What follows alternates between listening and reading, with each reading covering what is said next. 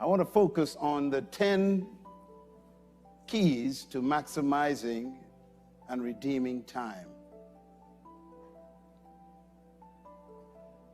Please write this statement down. It may be a good place to start. And that is, the most common gift that God ever gave any human is time. And when I use the word common, I'm referring to the fact that all humans on earth, the only thing that we are given that is common to everyone is time.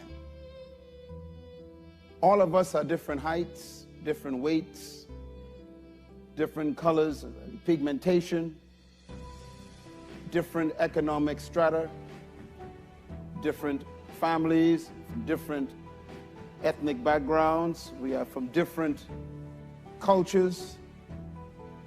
But one thing we all have in common, and I'm talking about 7.2 billion people on earth have the same common commodity, and that's time. Why is that so important? Because of the next statement.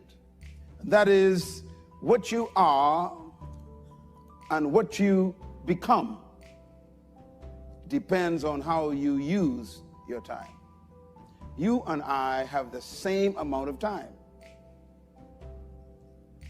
The billionaire and the beggar both have 24 hours every day.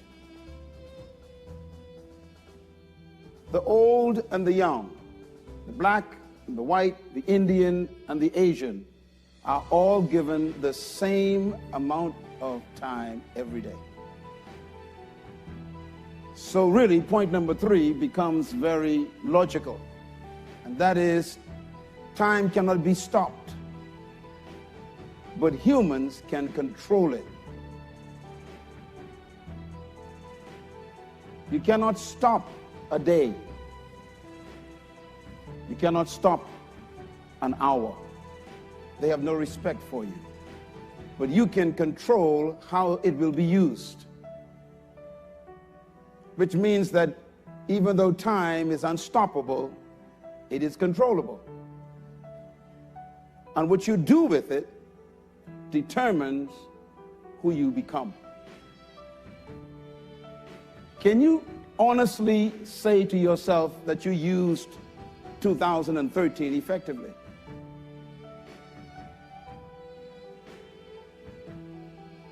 I think about time a lot because time is life. Time is a blessing or a curse depending on how you manage it. A couple of things about time. Time is life.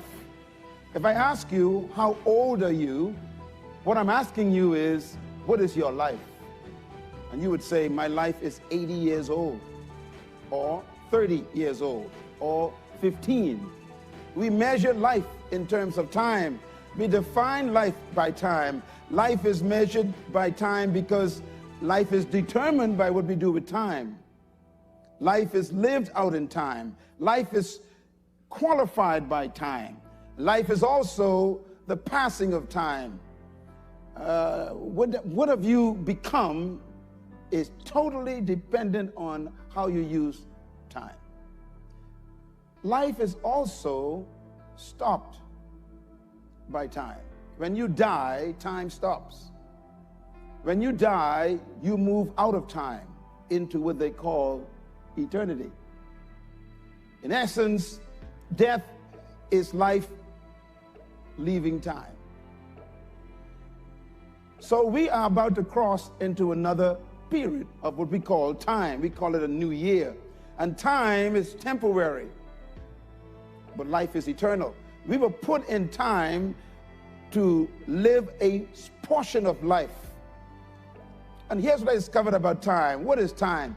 Time is an interruption in eternity. Time is also defined in my book as a small measure of eternity. Time is a piece of eternity. Time is a slice of forever with a beginning and an end.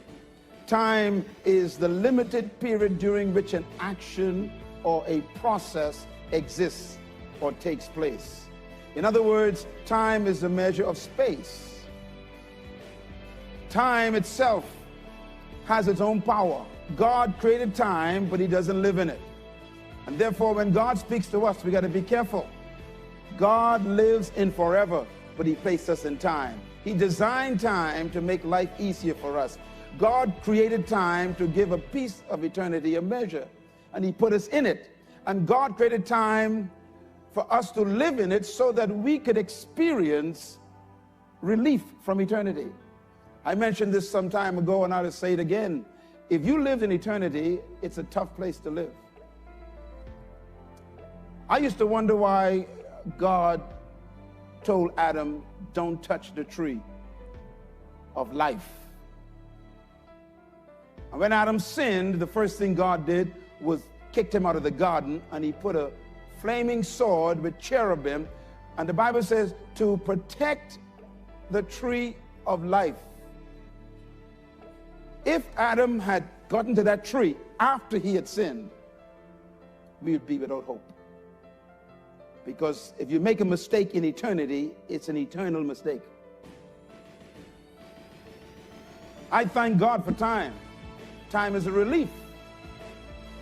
Time is good news. Look at Genesis 1:14. It tells you when God created time. It says, and God said, let there be lights in the expanse of the sky to separate the day from the night, and let them serve as signs to mark what? Seasons and days and years. So God created time by literally designing the universe to keep time. Many scientists interpret the universe as a big clock, and they say that someone must have wound it up. They try to explain that there must have been a creator because the universe is running with such precision that the planets not only are revolving around stars, but they don't clash into each other. Someone seems to have set this in motion, and God has designed all of that so that there can be measure for days and years. In other words, God says in verse 18, this is good. Everybody say time is good. What's the purpose for time? I found this interesting.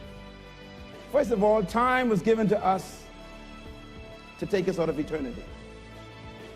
Secondly, time was given us to protect us from forever. If you had a pain in your back in eternity, it would be an eternal pain. Thank God for time. Time has a beginning and an end. Time is also given to us to measure existence of life, to define life, to measure the quality of life. Time was given to us to account for our lives and to define the distance between our beginning and our end. Time was given to us to live life in doses. Time was given to us to measure the purpose of our life, why we live. I thank God for time. But time has some limitations, and I want to just quickly go over them. Job chapter 14 says, and this is a verse you probably want to remember if you're still breathing. Verse 5. Let's read it together out loud. Go. Man's days are determined. You have decreed the number of his months and have set limits he cannot exceed. So look away from him and let him alone, Lord, until he has what? Put in his time like a hired man. That's in the Bible. God says, look, when I gave you birth, I hired you to do something, and I got a certain period for you to do it in, and you can't exceed that. I am only here for a breath of time. So let me know what? Let me know mine end. Let me know my destiny. Let me know what I'm supposed to do with my life quickly. I like this one, Psalm 90, verse 12. Read out loud. Go. So teach us to number our days, that we may apply our hearts unto wisdom. In other words, let me know how long and how much I have to do so I can use my days effectively. I like this one, Ecclesiastes 8, verse 6. Read out loud. Go. For there is a proper time and a procedure for every matter under heaven. This is a deep one here. In other words, there's a proper way and time to do everything. time is so powerful in the hand of God. Here's something I thought was interesting too. Time is measured in seconds. We saw that a moment ago by that video. And we are amazed sometimes how fast time can leave us. And we measure time in minutes and hours and days and decades and centuries. But time measures life also in yesterday, today, and tomorrow. In other words, whatever happened in the past separates you from the future. That's how good time is.